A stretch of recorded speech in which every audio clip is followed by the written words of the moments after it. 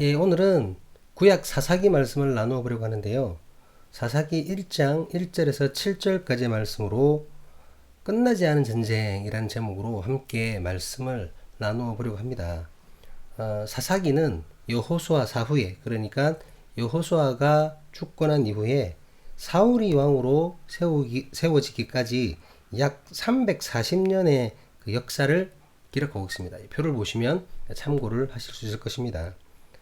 왕이 없던 시절이었고 이 시대가, 그리고 위기 때마다 하나님께서 사사를 보내시어, 그 사사라는 그 사람들을 보내셨던 거죠. 그 사사를 보내시어 임시로 지도자 역할을 하게 하셨습니다. 왕이 없었기 때문에 하나님께서 보내신 지도자가 그때 그 나라의 큰 일들을 감당했었다는 거죠. 여러분들 많이 들어보셨을 텐데 범죄, 심판, 회개, 회복, 이스라엘 역사가 이 주기를 계속 반복을 했잖아요.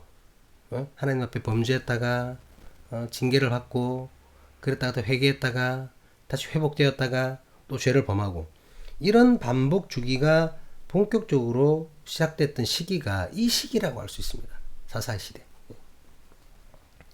사사기를 통해서 알 수 있는 것은 인간의 나약함과 죄성의 위험성입니다.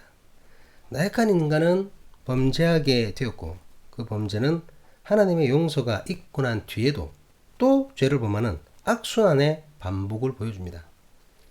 사사기를 통해서 인간의 연약함을 다시 한번 인정하게 된다는 거죠. 그렇기 때문에 오직 하나님만을 의지함을 깨닫게 됩니다. 오늘 말씀의 제목은 끝나지 않은 전쟁인데요. 사사기의 첫 시작은 이렇게 시작됩니다. 본문 1절을 한번 같이 한번 볼까요? 여호수아가 죽은 후에 이스라엘 자손이 여호와께 여쭈어 이르되 우리 가운데 누가 먼저 올라가서 가나안 족속과 싸우리이까. 모세의 후계자이며 가나안의 정복의 기틀을 마련했던 위대한 지도자 여호수아가 죽음을 맞이하였습니다. 안타깝게도 여호수아는 자신의 뒤를 이을 마땅한 후계자를 세우지 못했죠. 물론 제사장이 있었고 각 지파에 장로들이 있습니다. 하지만 모세나 여호수아와 같이 그 대표성을 띠는 확실한 지도자는 더 이상 없었습니다. 먼저 우리가 알아야 할 것은 그 여호수아 살아생전에 가나안 정복이 완전히 이루어진 것이 아니라는 거죠. 그러니까 여호수아가 가나안 정복을, 하나님께서 약속하신 땅을 다 정복하고, 다 정복한 다음에 여호수아가 죽은 것이 아니라는 겁니다. 여호수아의 지도하에 많은 땅을 정복하였고 이스라엘이 가나안 지역에 큰 영향력을 행사한 것은 사실입니다. 하지만 약속의 땅에는 여전히 정복하지 못한 땅이 남아 있었습니다. 이제 이스라엘은 지도자 여호수아가 없는 상태에서 하나님께서 말씀하신 가나안 정복의 역사를 계속해서 이어 나가야만 합니다. 이 과정에서 이스라엘이 잊지 말아야 할 것이 있죠. 물론 우리도 잊지 말아야 할 것이 있습니다. 그것은 가나안 정복은 하나님의 뜻이라는 거죠. 제 머리 때문에 하자가 잠깐 이렇게 가렸는데요. 하나님의 뜻입니다. 가나안 정복은 모세의 바람이 아니죠. 여호수아의 욕망이 아닙니다. 그들은 하나님의 뜻을 순종했던 주의 종들이었죠. 그렇기 때문에 모세가 죽었다고 해서, 여호수아가 죽었다고 해서 하나님의 일이 멈추어져서는 안 된다는 것입니다. 하나님의 뜻이니까 여호수아와 모세와는 상관없이 계속해서 이루어져야 된다는 겁니다. 이것은 교회에서도 마찬가지겠죠. 오늘날의 교회도 마찬가지입니다. 하나님의 뜻에 따라, 말씀에 따라 계획되고 준비된 일이라면 그것은 하나님의 일이죠. 사람의 욕망이 그 일을 주관하도록 해서는 안 된다는 것입니다. 물론 상황에 따라 담임 목회자가 바뀌거나 했을 때의 목회 방침이, 또 목회 방침에 맞게 그 계획이 수정될 수는 있습니다. 그렇죠. 하지만 건강한 교회라면 담임 목회자의 욕망과는 상관없이 하나님의 원하심, 하나님의 뜻을 행하는 일들을 우리가 주로 해야 된다는 거죠. 그 일들이 주를 이루어야 한다는 겁니다. 그리고 그 일은 사람이 누구로 바뀌더라도 반드시 진행되어야 합니다. 어쨌든 비록 여호수아가 죽었지만 이때까지는 이스라엘이 하나님 앞에서 신실했습니다. 이스라엘은 여호수아가 없는 상태에서 정복 전쟁을 이어나가기 위해 누가 먼저 나서야 하는지를 하나님께 여쭙니다. 그런데 이제 지금 모세가 없잖아요. 여호수아도 없습니다. 하나님의 말씀을 직접 들었던 이들이 더 이상 없다라는 거죠. 일단 우리의 기록상으로 보면. 그래서 아마도 이스라엘은 우림과 둠밈을 이용해서, 우림과 둠밈 많이 들어보셨죠? 이것을 이용해서 하나님의 뜻을 구했을 것이라고 생각됩니다. 그 우림과 둠밈은 그 제사장이 하나님의 뜻을 구할 때에 사용했던 일종의 주사위 같은 도구예요. 보시면 흰색이 있고 검은색이 있는데 하나는 가고 하나는 부고 이래 되겠죠. 그래서 하나님 베냐민 지파가 먼저 올라갈까요? 던졌을 때 뭐 부 이러면 아니고, 아니 그러면 시므온 지파가 먼저 올라갈까요? 던지면 또 가 하면 시므온이 올라가고 뭐 이렇게 했다라는 거죠. 이해가 되시죠? 예. 하나님의 뜻을 구하는 이스라엘에게 하나님은 이렇게 응답하셨습니다. 이제 우림과 둠밈을 통해서 하나님의 뜻을 구했을 텐데 그때 하나님의 응답을 이렇게 기록합니다. 본문 2절 말씀입니다. 여호와께서 이르시되 유다가 올라갈지니라 보라 내가 이 땅을 그의 손에 넘겨주었노라 하시니라. 앞서 말씀드린 대로 아직은 이스라엘 민족이 멀쩡합니다. 하나님 앞에서. 그래서 유다 족속은 하나님께서 주신 응답을 겸허히 받아들였습니다. 우림과 둠밈에 의해서 자신들이 선택되었을 때 그걸 받아들였다는 거예요. 그런데 받아들였지만 전쟁에 나가기 전에 한 가지를 요구를 하게 됩니다. 본문 3절 말씀입니다. 유다가 그의 형제 시므온에게 이르되 내가 제비 뽑아 얻은 땅에 나와 함께 올라가서 가나안 족속과 싸우자. 그리하면 나도 내가 제비 뽑아 얻은 땅에 함께 가리라 하니 이에 시므온이 그와 함께 가니라. 전쟁의 성봉장으로 선택받은 자신들과 함께 시므온 족속, 유다 족속이 시므온 족속이 전쟁에 함께 앞장설 것을 요구하는 겁니다. 근데 여러분 뭐 뜬금없게 들릴 수도 있지만 실상 이 요구는 뜬금없는 요구가 아니에요. 시므온은 과거의 잘못 때문에 모세로부터 독자적인 분깃을 배분받지 못했습니다. 지도를 보시면 아시겠지만 유다 땅에 그 중간에 시므온 지파의 거주지가 있었어요.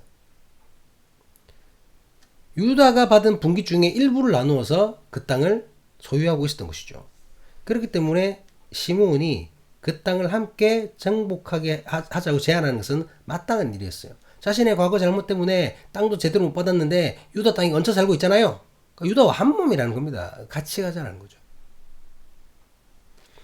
유다 입장에서는 같은 곳에서 함께할 족속에게 정당한 요구를 하는 것이고 시므온 입장에서는 정복한 땅에서 당당하기 위해서라도 전쟁에 참여하는 것이 맞는 일입니다. 여기서 시므온도 유다처럼 이것을 또 겸손하게 받아들입니다. 싫어, 우리 안 갈 거야 이렇게 안 한다는 거죠. 마땅히 우리가 가야죠 이렇게 합니다. 숨거나 도망가지 않았던 것이죠. 비록 유다의 격가지에 붙어서 일부분을 얻게 될지언정 하나님의 명령과 형제 유다의 요구에 당당하게 받아들였던 것입니다. 이렇게 이루어진 전쟁의 결과가 어땠을까요? 하나님의 뜻을 구하고 그 뜻을 확인했을 때에 그 뜻대로 행해진 이 전쟁의 결과, 그 결과가 어땠을까요? 본문 4절과 5절은 이 전쟁을 이렇게 말하고 있습니다. 유다가 올라가매 여호와께서 가나안 족속과 브리스 족속을 그들의 손에 넘겨주시니 그들이 베색에서 10,000명을 죽이고 또 베색에서 아도니 베색을 만나 그와 싸워서 가나안 족속과 브리스 족속을 죽이니. 유다와 시므온은 완벽한 승리를 거두게 됩니다. 마치 여호수아가 살아있을 때와 마찬가지로 강하신 하나님께서 함께 하심을 체험하게 됩니다. 이것으로 이스라엘의 가나안 정복은 하나님의 뜻임을 한 번 더 확인할 수 있게 되는 것이죠. 그런데 이제 그 기록에 보면 유다와 시므온은 잔인하리 많지 가나안 족속을 철저하게 도륙해버립니다. 이 그냥 읽으면 너무 잔인해요. 우리 본문 6절 한번 볼까요? 아도니 베색이 도망하는지라 그를 쫓아가서 잡아 그의 엄지손가락과 엄지발가락을 자르매.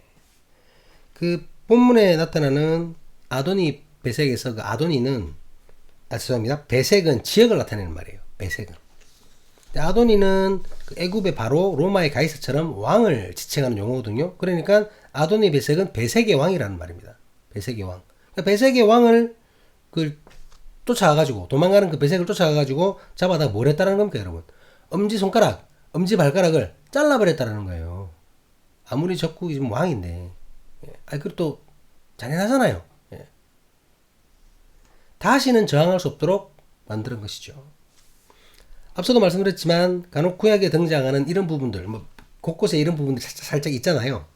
이런 부분 때문에 기독교를 공격하는 사람들은 하나님의 잔인성을 말하곤 합니다. 이런 하나님이 어떻게 온 만물에 온 민족이 하나님일 수 있냐, 이렇게 잔인한 하나님이 인간을 사랑하신다고? 말도 안 된다, 이런 공격을 한다는 거죠. 그리고 이런 하나님은 단지 이스라엘 하나님일 뿐이라는 겁니다. 타민족이 이렇게 잔인한데 어떻게 모든 나라, 모든 민족의 하나님일 수 있냐, 이거죠. 그럴 수 없다는 겁니다. 기독교인들도 많이 하는 실수 중 하나가 하나님을 너무 지엽적으로 생각한다는 것입니다. 하나님을 이스라엘의 하나님, 우리의 하나님, 믿는 자들의 하나님, 나의 하나님으로만 고백한다는 거죠. 맞죠? 맞습니다. 맞는 말이지만 하나님은 이스라엘의 하나님이면서 온 민족을 창조하신 열방의 하나님이십니다. 우리의 하나님이시지만 모든 인간을 구원하시기 원하시는 저들의 하나님이시기도 합니다.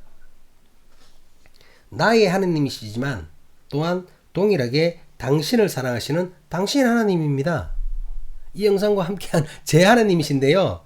이 영상을 보시면서 예배하시는 모든 분들, 하나님을 사랑하는 모든 분들 당신의 하나님이십니다. 이것은 내가 믿고 안 믿고의 문제가 아니라 하나님은 하나님이십니다. 잊지 말아야 할 것은 하나님은 사랑의 하나님이시지만 또한 공의의 하나님이시죠. 실수와 잘못을 안타까워하시며 회개하는 자에게 위로와 용서를 하시지만 범죄를 뉘우치지 않으면 철저하게 벌하시고 징계하시는 공의의 하나님이십니다. 우리 그 하나님을 믿지 않습니까? 제가 지금 왜 이런 말을 하는 것이냐면 가나안 정복 전쟁을 이스라엘의 입장에서만 보아서는 안 된다는 거죠. 이해되시나요? 이 전쟁은 가나안 족속에게도 의미가 있는 전쟁입니다. 이 전쟁은 이스라엘을 향한 하나님의 약속 실행이죠. 아까 하나님의 뜻이라고 얘기했잖아요. 아브라함과 약속하셨던 것을 이루시고자 하는 하나님의 뜻입니다. 그러면서 이 전쟁은 가나안 족속을 향한 하나님의 징벌인 겁니다. 이해되시나요? 엄지발가락과 엄지손가락이 잘린 아도니 베섹이 본문 7절 통해 이렇게 고백하고 있습니다. 손가락이 잘렸던, 발가락이 잘렸던 아도니 베섹의 고백입니다. 아도니 베섹이 이르되 옛적에 70명의 왕들이 그들의 엄지손가락과 엄지발가락이 잘리고 내 상아래 먹을 것을 줍더니 하나님이 내가 행한 대로 내게 갚으심으로다 하니라. 무리가 그를 끌고 예루살렘에 이르렀더니 그가 거기서 죽었더라. 이 가나안 땅에서는 여러분 이미 자기들끼리 영토 전쟁이 있었던 거예요. 이 과정에서, 그러니까 이스라엘이 오기 전에 벌어지고 있었던 자기들끼리 전쟁, 그 과정에서 하나님 보시기에 합당하지 않은 모습들이 발생할 수밖에 없었던 것이죠. 왜? 그 사람들은 하나님을 모르는 인간들이었으니까. 그 중에 하나가 아도니 베섹이 한 일입니다. 이전에 그가 먼저 전쟁에서 진 왕들의 엄지손가락과 엄지발가락을 자르는 행위를 했던 것이에요. 그것도 70명이나 되는 왕들에게 말입니다. 그래서 자신이 그렇게 했던 것처럼 똑같이 당하게 되었다고 지금 고백하고 있는 거예요. 아이고, 내가 옛날에 이런 짓을 저질렀는데 똑같이 당하고 있네. 물론 그렇다고 이 아도니 베섹이 하나님을 믿기 때문에, 하나님을 알기 때문에, 그래서 하나님이 갚으셨다고 고백하는 것이다, 그렇게 보기는 어렵죠. 그렇게 보기는 어렵고 단지 여호와 하나님을 믿는 이스라엘에게 당했기 때문에, 하나님을 믿는 이스라엘에게 당했기 때문에 그들의 신인 하나님이 나를 이렇게 옛날 내 행위대로 갚으셨구나, 이렇게 고백을 하고 있는 거죠. 패장의 말이죠. 패장. 아무튼 이방신을 섬기며 악행을 저지르는 가나안 족속의 입장에서는 이스라엘은 하나님의 징벌의 도구가 되는 것입니다. 이해가 되시죠? 말씀을 급마무리하려고 합니다. 오늘 이야기하고자 하는 것은 전쟁이 아직 끝나지 않았다는 거예요. 끝나지 않았다는 겁니다. 해야 할 일이 남았다는 말이죠. 모세도 없고 여호수아도 없습니다. 하지만 주님께서 약속하신 약속의 땅에 정복해야 할 곳이 남아 있습니다. 그렇다면 멈추어서는 안 되며 안심했어도 안 되죠. 모세가 살아있을 때처럼 여호수아가 살아있을 때처럼 오직 하나님을 바라보며 나아가야 합니다. 하나님께 순종하며 나아가야 합니다. 하나님만을 바라보며 피하지 말고 도망가지 말고 하나님의 뜻에 따라 나아가야 합니다. 인간적인 생각이나 나의 원함이 하나님의 일에 방해가 되어서는 안 됩니다. 하나님께서 하시고 하나님께서 정하신 일이기에 의심 없이 두려움 없이 믿음으로 나아가야 하는 겁니다. 이럴 때에 하나님은 승리하게 하실 것입니다. 그 승리의 모습조차도 내 생각과 다를 수가 있죠. 하지만 하나님께서 승리하셨다면 그것이 바로 참된 승리입니다. 사랑하는 사람의 교회의 신앙 공동체 여러분, 영상으로 말씀을 나누는 믿음의 공동체 여러분, 오늘날 나라적으로도 교회적으로도 우리 민족은 큰 과제 앞에 서 있습니다. 물론 한 고비 넘겼죠? 다행히 헌법재판소가 제대로 된 그 판결을 해서 한 고비는 넘겼습니다. 하지만 대한민국의 민주주의가 비참하게 훼손하는 사건이 발생했었고 훼손됐죠. 그리고 그 일에 일부 기독교인들, 저는 뭐 다수라고 표현하기 싫습니다. 일부 기독교인들이 선봉했었습니다. 선봉했었잖아요. 따라가는 것도 아니고. 헌법을 무시하고 난동을 부렸죠. 헌법을 유린하는 것에 가장 앞에서 행동했습니다. 그들은 하나님의 말씀을 왜곡하면서까지 자기 주장을 마치 하나님의 뜻인 양 떠들어댔습니다. 그리고 지금도 그러고 있죠. 헌법재판소에서 판결이 났는데도 그게 가짜라고 하면서 또 그러고 있어요. 이런 자들로 인해서 완성된 줄 알았던 민주사회가 무너져 내렸습니다. 세계에 유례없는 믿음의 부흥이 일어났던 한국교회가 참된 부흥이 아니라 그저 욕망에 가득한 집단일 뿐이라는 사실이 드러났습니다. 그 보셨습니까? 집회 후에 돈 걷는 거? 예배입니까 그게? 왜 헌금을 걷어요? 헌금이라는 이름으로. 이러한 사실을 보며 아직 끝나지 않았다는 것을 깨닫게 됩니다. 끝나지 않았습니다, 여러분. 이상한 대통령 하나 끌어내렸다고 끝난 게 아니에요. 민주주의는 여러분 완성시키는 것이 아니라 지켜나가는 것임을 저는 깨달았습니다. 이거는 뭐 내가 완성시켜야지 아니라 지금 있는 이 민주주의를 우리가 지켜나가야 되는 거구나. 악의 세력이 너무 많구나. 교회는 여전히 영적 전쟁에 놓여 있음을 깨닫게 되었습니다. 그렇지 않나요? 정말 어떻게 이런 일이 일어날 수 있을까요? 교회 안에서? 아니 정강훈 같은 그런 말도 안 되는 인간에 의해서 우리 영적으로 이렇게 연약하다는 겁니다. 그 새치해에 속아 넘어가지고 안심해서는 안 되며 안일하게 대처해서는 안 됩니다. 무법한 자들에게 정의를 심판하도록 가만히 놔둬서는 안 돼요. 무법자들이 오히려 정의를 심판하지 않았습니까? 가짜 목사들의 욕망 때문에 교회가 무너지는 것을 보고만 있어서는 안 됩니다. 하나님의 이름으로, 하나님의 말씀으로 공의가 실현되고 사랑을 실천하는 이 나라가 되도록 오늘도 믿음으로 나아가야 함을 고백합니다. 하나님께서 이 나라 민족과 함께 하시길 간절히 기도드립니다. 하나님께서 이 땅의 모든 교회, 모든 성도와 함께 하시길 간절히 기도드립니다. 무엇이 정의이고 무엇이 사랑인지를 제대로 깨달을 수 있기를 간절히 기도드립니다. 그리고 정의를 위해 싸우고 사랑을 위해 나눌 수 있기를 간절히 기도드립니다. 하나님의 나라가 이 땅에서도 온전히 드러날 수 있기를 간절히 간구합니다. 끝나지 않았습니다. 여전히 우리는 전쟁 중입니다. 주님의 말씀으로 이 전쟁에서 반드시 승리할 수 있기를 주님의 이름으로 간절히 기도드립니다. 기도하시겠습니다. 아멘, 아멘.